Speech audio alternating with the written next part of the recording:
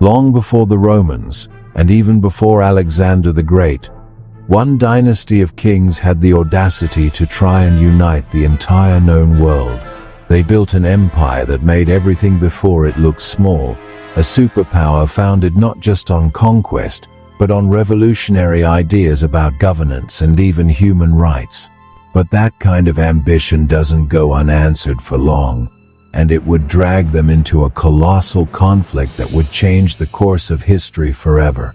These were the Persian kings, and this is the story of how they challenged the world. Our story kicks off in the 6th century BCE. The ancient world was a chaotic patchwork of powerful empires, the Medes, the Lydians, the Babylonians, all wrestling for control. But down in the rugged highlands of southwestern Iran, something new was stirring. The Persians, once just a minor state paying tribute, were about to flip the whole board over.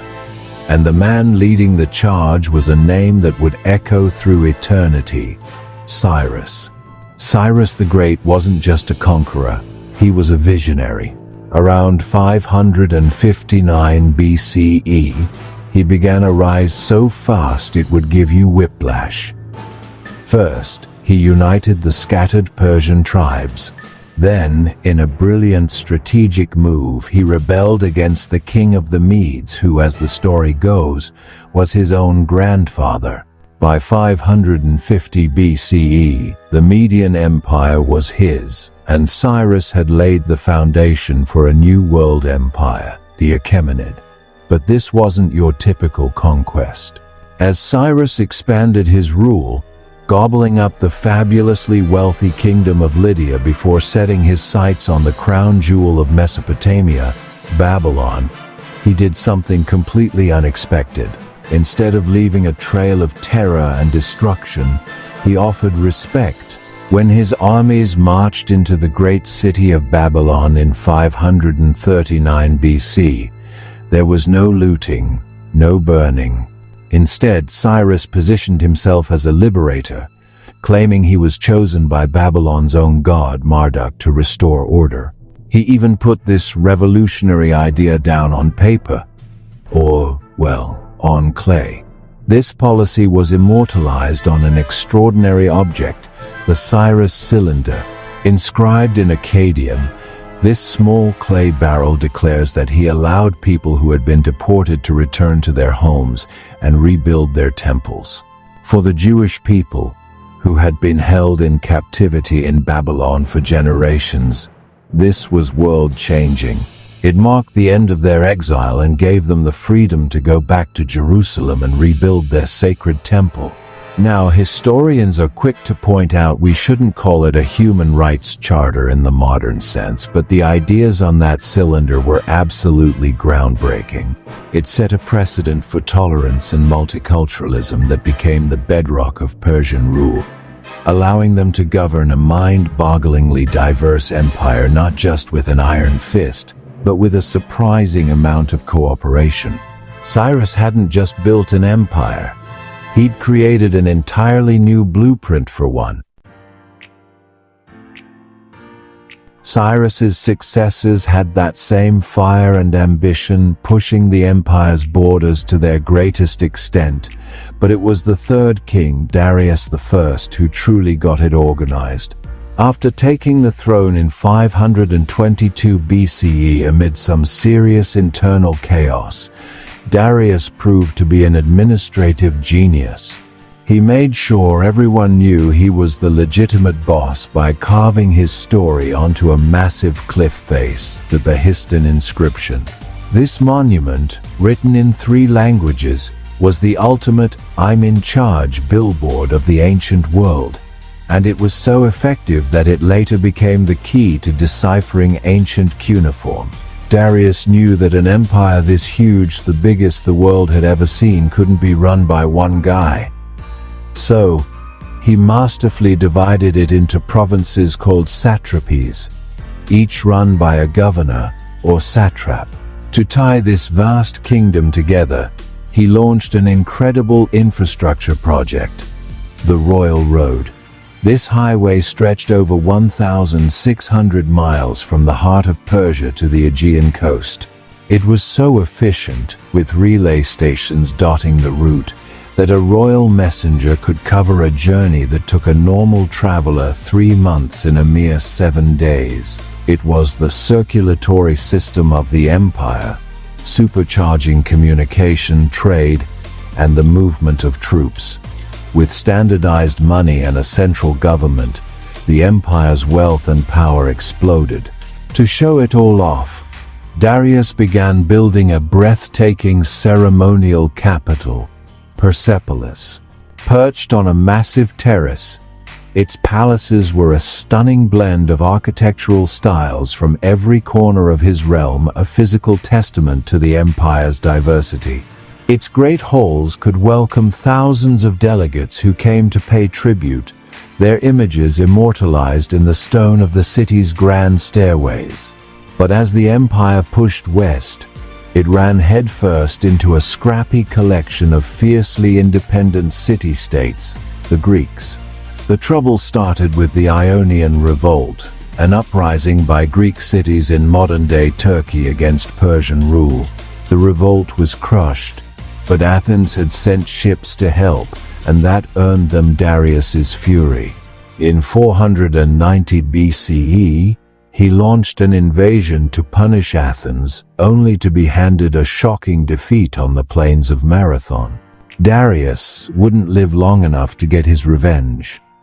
That job fell to his son, Xerxes I. Burning to avenge his father and fulfill what he saw as Persia's destiny, Xerxes gathered an army of absolutely terrifying size.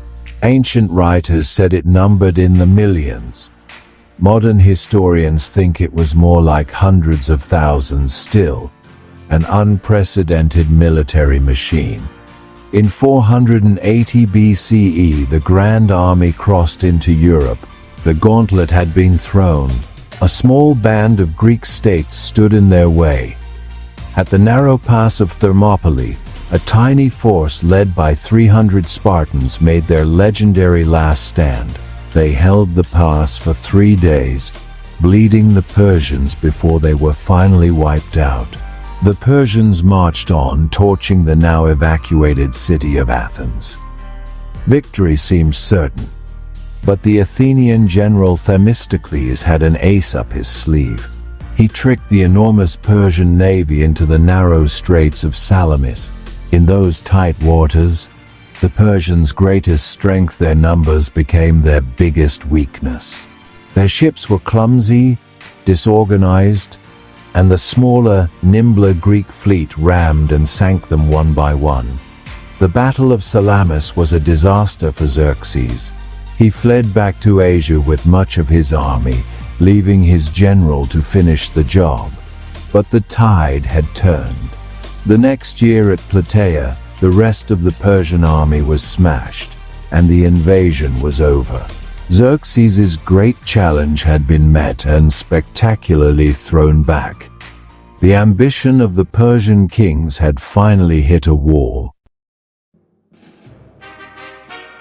The Greco-Persian Wars were a turning point. The Achaemenid Empire was still a global superpower for another 150 years, but that aura of invincibility was gone. The reigns that followed were plagued by palace intrigue, assassinations, and expensive rebellions. The same vast wealth that built Persepolis was now being burned just to hold the fraying empire together. And while Persia was busy putting out fires at home, a storm was brewing to the west.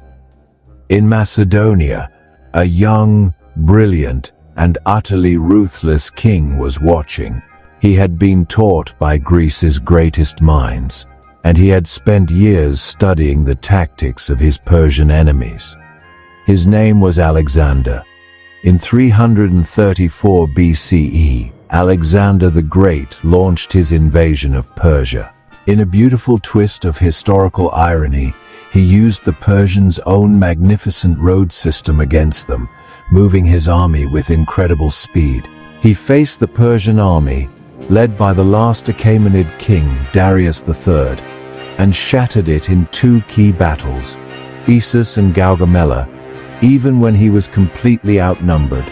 Darius III fled, a king with no kingdom.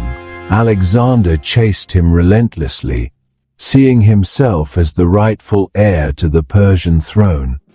But before Alexander could catch him, Darius III was assassinated by one of his own governors in 330 BCE. It was an inglorious end to the mighty Achaemenid dynasty, the empire founded by Cyrus, organized by Darius, and expanded by Xerxes had fallen. Alexander the Great was now master of it all, and in a final, symbolic act of conquest, he burned the magnificent palace of Persepolis to the ground. The story of the Persian kings is a sweeping epic of ambition, genius, and hubris. They came from nowhere to build the largest empire the world had ever seen, connecting dozens of cultures with a single, efficient administration. They gave the world a blueprint for a multi-ethnic state built on tolerance, an astonishingly fast postal service, and roads that linked people and ideas like never before. Their legacy is undeniable. The administrative systems Darius created were so good that Alexander and later empires just copied them. Their culture and science would influence civilizations from Greece to India for centuries. And though their empire finally fell to a challenger from the west, the Persian kings proved it was possible to rule a huge part of the world not just with a sword, but with an idea. They dared to challenge the world, and in doing so, they changed it forever. If you enjoyed this journey into one of history's greatest empires, make sure to like this video and subscribe for more stories from the ancient world. For your next adventure, check out our video on the rise of Alexander the Great, the man who finally conquered the Persian kings. Thanks for watching.